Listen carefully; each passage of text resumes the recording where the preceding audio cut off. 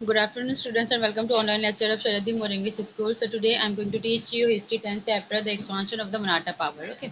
So the first part of this chapter we have completed. So today I'm going to teach you the last part of this chapter. Okay. So in last today I'm going to start from Bundelkhand.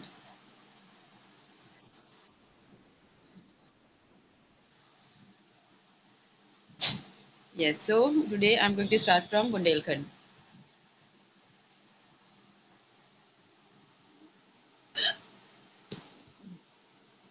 Bundelkhand means some part of today's Madhya Pradesh and Uttar Pradesh areas around Jhansi, Panna and Sagar. Yes. अब जो बुंदेलखंड जो है ना, means Bundelkhand जो part है तो वो आज की जो हम लोग मध्य प्रदेश और उत्तर प्रदेश जो बोलते हैं स्टेट को, है ना, तो वहाँ की जो कुछ एरियाज थे, कुछ पार्ट थे जो जिसे बुंदेलखंड बोला जाता था। ओके। और जो किसके पास के थे? झांसी, पन्ना और सागर, ये एरिया के पास के थे। King Chandrasen had establish his own kingdom in Bundelkhand. Yes. अब जो किंग चंद्रसेन थे उन्होंने खुद का किंगडम स्टैब्लिश किया था बुंदेलखंड में। The Mughal Subedar Muhammad Khan Bangush of Allahabad attacked Bundelkhand and had defeated Chhatrasal. Yes.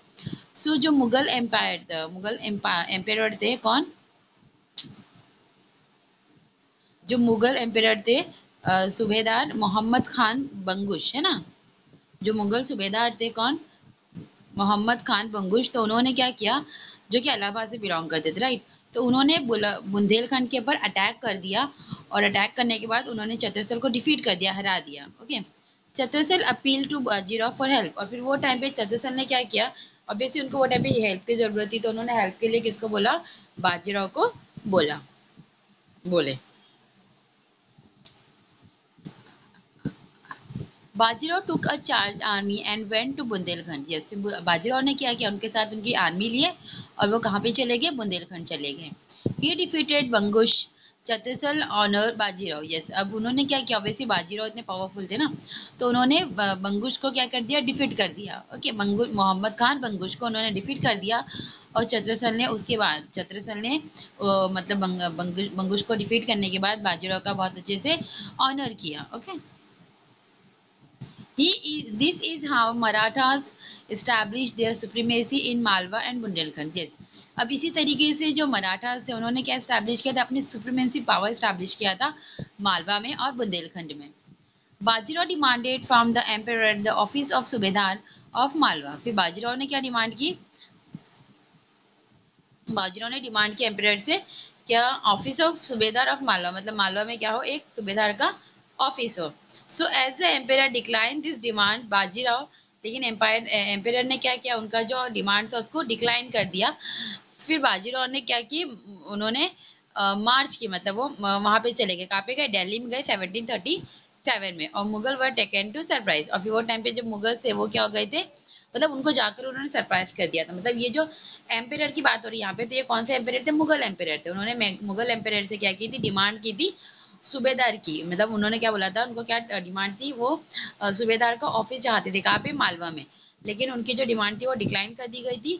और फिर उसके बाद बाजीराव कहाँ गए थे? दिल्ली में गए थे। और ये सब ये देखकर जो मुगल्स है वो क्या हो गए थे? The Mughals they are taken by surprise. Now do you know Chhatrasal wrote a letter to Bajirao. वो टाइम पे चतुर्सेल ने क्या किए थे? बाजीराव को लेटर राइट किए थे। और उन्होंने लेटर में क्या राइट किया था?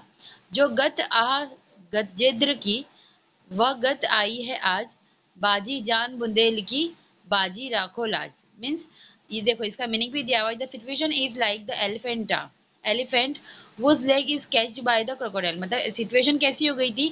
कहाँ पर? छत्तीसगढ़ के किंगडम में, मतलब बुंदेलखंड में जो सिचुएशन थी वो कैसी हो गई थी? जैसे किसी एलिफेंट का लेग किसी क्रोकोडाइल ने कैच कर लिया, and you are the only one who can save me. और लेकिन तुम क्या हो? एक अकेले इंसान हो जो मुझे सेव कर सकते हो। यहाँ पे मतलब जो एलिफेंट था वो कौन बन रहा था? छत्तीसगढ़ बन रहे थे, राइट। और जो क्रोकोडाइल थे वो कौन थे? मुगल्स, जो उनके ऊपर अटैक कर रहे थे, right.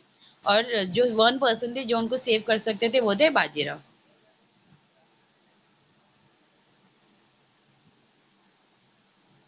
Now the battle of Bhopal.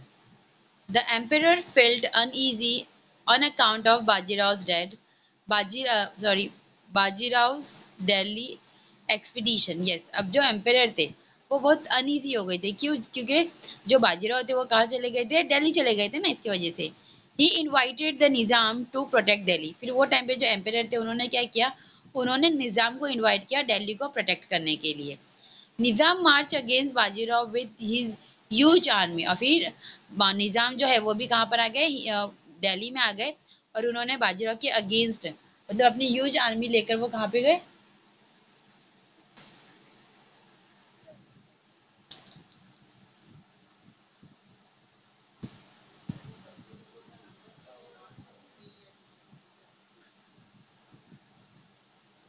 Yes. So Nizam emperor ने निज़ाम को बुलाया उनकी हेल्प करने के लिए। फिर वो भी अपनी बड़ी आर्मी लेकर बाजीराव को डिफीट करने के लिए आ गए, बाजीराव के अगेंस्ट में फाइट करने के लिए आ गए। Okay.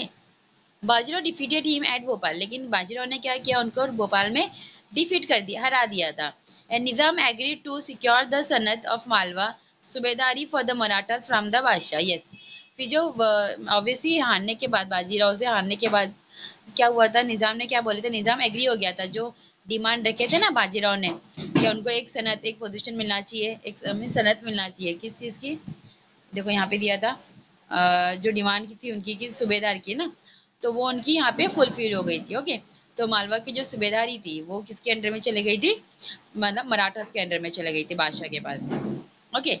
Now the defeat of Portuguese. The territories of Vasai and Thane on the Konkan coast were in the possession of the Portuguese. Yes. अब जो टेरिटरीज थी, कहा कि वसई की और ठाना की, कोंकण साइड की, तो वो किसके अंडर में थी, पोर्टुगीज के अंडर में थी। So the Portuguese ruler oppress their subject, but at that time the Portuguese ruler are oppressing their subject. So Bajirao sent his brother Chimaji Appa to subdue the Portuguese. Yes, फिर इसके बाद क्या हुआ था, बाजीराव ने उनके जो ब्रदर थे चिमाजी अप्पा, उनको उन्होंने पोर्टुगीज के पास भेजा था। Okay. To subdue.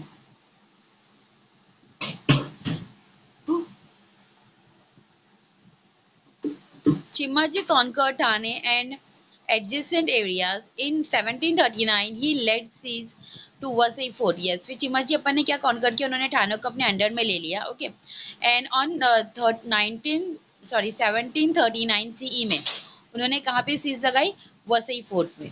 The fort was very strong. The Portuguese had a powerful artillery. Yes, obviously वो जो फोर्ट था वो बहुत ज़्यादा ही स्ट्रॉन्ग था, और पोर्टुगीज के पास भी बहुत पावरफुल आर्टिलरी थी। सो in spite of all these, Chimaji continued the siege with perseverance and forced the Portuguese to surrender. Yes. So Chimaji को पता था कि जो पोर्टुगीज के पास बहुत ही अच्छी आर्टिलरी है और वो जो फोर्ट है वो बहुत ज़्यादा स्ट्रॉन्ग है। फिर भी चिमाजी की जो सीज थी वो कंटिन्यू वहीं पर थी, और वो क्या फोर्स कर रहे थे पोर्टुगीज को कि वो अपने आप को क्या कर दे, सरेंडर कर दे।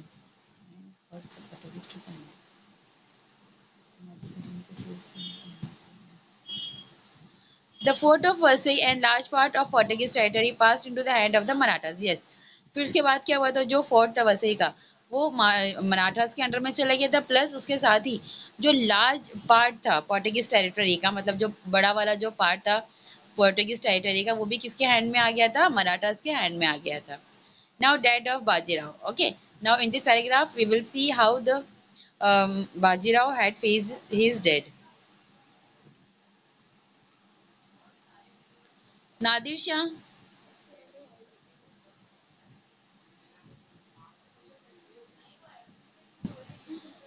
Nadir Shah, the emperor of Iran, invaded India following the order of Shahu Maharaj. Yes. Now, yes. So जो नादिर शाह थे वो कहाँ के एम्परर थे, ईरान के एम्परर थे। ओके। और वो उन्होंने कहाँ पे इन्वेडेड किया, इंडिया को उन्होंने इन्वेड किया था। ओके। मीन्स वो इंडिया में आए थे, right. So following the order of Shahu Maharaj, Bajirao set out for the north with a big army to defeat the Mughal power. Yes.